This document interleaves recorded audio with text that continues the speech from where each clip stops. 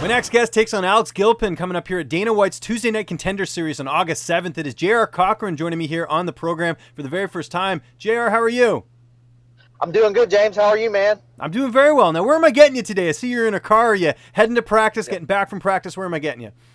I was leaving an interview. I was doing an interview just now, and I was headed home, and I just pulled over real quick, and I was heading back home to Choctaw. So, well, I appreciate you pulling over. We don't want you to get any tickets or put your life in danger or anything like that. So, I very much appreciate it, and this is a great opportunity for you here. Everyone wants to get on the Contender Series. How did this opportunity come together, and when did you find out about the fight? Man, about I want to say like mid-May, around like my birthday, and it just kind of happened. My manager Danny got a hold of me, and he was like, "Hey, they want you on Tuesday Night Contender Series," and I was like, "Yes." Don't even have to tell me who, or just tell me when, and I'll be there. So you haven't fought since October. I was looking at this on your record there. Were you just waiting for an opportunity like this, or were you trying to get fights? What's sort of the reason for the layoff? Well, so it's kind of a long story there. I had my fight in October, and then I tried out for the Ultimate Fighter season 27. Ah, okay, that makes sense.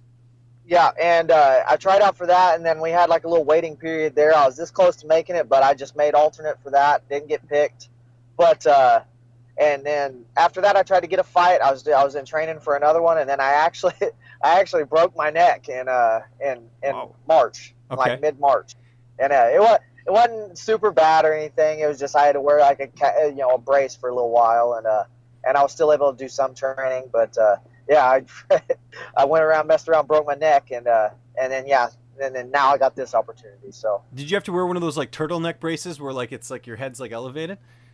I just had to wear a soft brace, and okay. I had to kind of sleep sitting up like upright in a chair for a little while.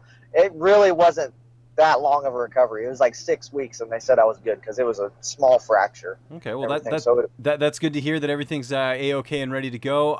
Let's start from the beginning though. How did you initially get involved in combat sports? Man, I got involved in combat sports from I wrestled since I was in junior high. I got involved into that, and then I love competing. That's just what I love to do. I mean, and right when I graduated high school, I saw my coach, Matt Grice. I saw his fight against Dennis Bermudez. Like one of the best fights ever, by the way. Yeah. Dude, oh my God, I was hooked instantly. And I saw he trained in Oklahoma, and I was like, I'm going to go to that guy's gym. Saved up a bunch of money, and then just paid my dues for a couple months, and I just started there. And then, man, we've been like that ever since. So that's how I got going in this, and it's really changed my life. So what else? What do you do for a living? Like, what pays your bills outside of fighting? Outside of fighting, I'm actually a physical therapy technician. I work at Physical Therapy Central in Choctaw here, and so I help kind of heal people during the day, and then at night I go and beat them up. You hurt your own body at night. Yeah, that's kind of interesting. Yeah, pretty much. Yeah, and that's how I got the job. I actually got that from dislocating my shoulder in my pro debut and had to have surgery, and then I started working there with my boss Jeff, and then they had an opening, and they're like, "Hey, you can come work here if you want." That's how I got it. And then that sounds like it's pretty easy to balance in terms of training and everything. It sounds like they get the lifestyle you have with fighting. Absolutely. I couldn't ask for a better place to work, man. They're so flexible with my schedule, and like my boss is and just everybody there is a big supporter in watching me fight and like everything. They're a real supportive work group, so I'm blessed to have them. There's never any easy fights on Contender Series, and you got a really tough opponent here in Alex Gilpin. He's got an 11-1 record. How do you feel like you match up against him here? Alex is very, very tough, and that's what I wanted. Like with this, trying out for the Ultimate Fighter, and then getting on this, I want the tough fights, and I want to prove myself to Dana and all those people. And man, I feel like I match up really well against Alex. He's a strong grappler. I'm a strong grappler. That's my background, and he throws the hands, I throw the hands. I think it's very evenly matched. And I think it's going to be a pretty good fight. He always brings it, and I always bring it. So this is going to be one to watch for. I'm very excited. And who are some of your main training partners ahead of this matchup? Some of my main training partners would probably be Jared Sanders. He fought in the UFC a few times, and then Jeremy Spoon, his brother Jared Spoon.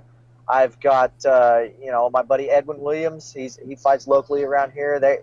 I got a good crew over at the Forge MMA, and they're pushing me every day to be the best I can. And my coach Matt Grice he's on top of me, making sure I got everything, all the bases covered. How is Matt doing? I mean, obviously it's been well documented about his injuries and everything like that. I guess he's back to coaching and stuff and everything. And then he was also a police officer, I believe.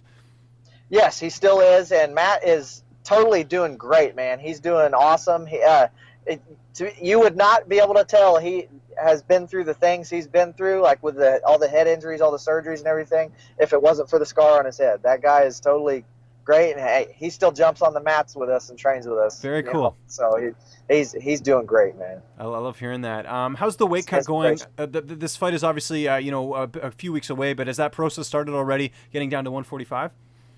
Man, I do not struggle to get to 145 at all. I barely cut any weight when I get down there. I walk around at the high 50s, and then by the time fight week rolls around, I maybe got to cut 5 pounds at the most. So weight is great, and I focus my main thing on getting in shape, getting ready to go. Excellent. And who's going to be in your corner for this fight? I imagine Matt Grice is going to be one of them. Yeah, Matt Grice, and then I'm trying to get my buddy Manuel Muro as well. He's one of my main training partners. He's put in a lot of work with me here recently, and he knows me well. So he cornered me in my first fight, and so did Matt. So we're gonna get those guys in there just for my day one crew. And how do you see this fight unfolding on August 7th? Man, I feel I have a gut feeling that, man, this is gonna be a knockdown, drag out fight, and someone is going to break, and it's either gonna be me, it's gonna be him, or we're gonna just fight till the bitter end, and no one is. I think it's gonna be a tough fight, and I see myself coming out the victor, whether that be by knockout or by tough decision. It's gonna be fun. Have you been watching the Contender series this season? I haven't got to yet. I've been so busy with so much other stuff going on, and I haven't had the chance to sit down and watch it. I watch the highlights every week though, man. So it looks like it's been a phenomenal season so far. Yeah, no, it has been. It's been great. A lot of contracts handed out and everything like that, and I'm sure that gives you a little boost just seeing that. You're just probably dying to get in the cage right now, especially having not fought since October. Yes. I've been itching, and I'm ready to scratch it, man. I'm ready to get in there and go. What about downtime? I know how busy you are, but I'm sure you get those few moments where you can maybe get in some Netflix or some video games or something like that. Are you getting any of that in during your fight camp?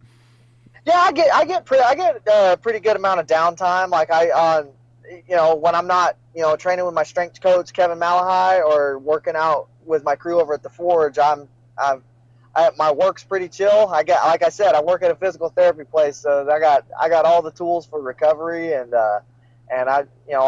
I'm pretty much just training, and then I chill, man. So everything's going great. It's Dana White's Tuesday Night Contender Series coming up here August 7th, live on UFC Fight Pass. JR, it was great getting a chance to talk to you, man. Just remind people where they can find you on social media, and if you have any sponsors or shout-outs, the floor is yours. Okay, yeah, you can always find me on Facebook. I have a fan page. It's called JR Bam Bam Coughran. Just go give that a like and a share if you want. I'm on Instagram, JR_Coughran_145, and Twitter, same thing. And yeah, give me a follow and keep up with my camp. And I'd like to thank some of my sponsors here. I got Kirk Weiss from Herman's Plumbing.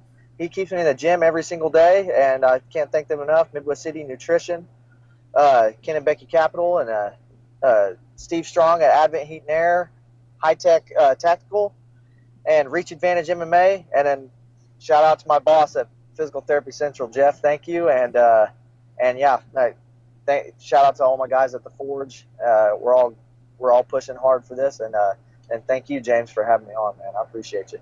What's up, fight fans? If you like this video, be sure to subscribe to see even more interviews with your favorite UFC and Bellator fighters. We've also got coverage at events, including post-fight press conferences and media scrums. And if you like this video, check out the video to my right. It's worth your time.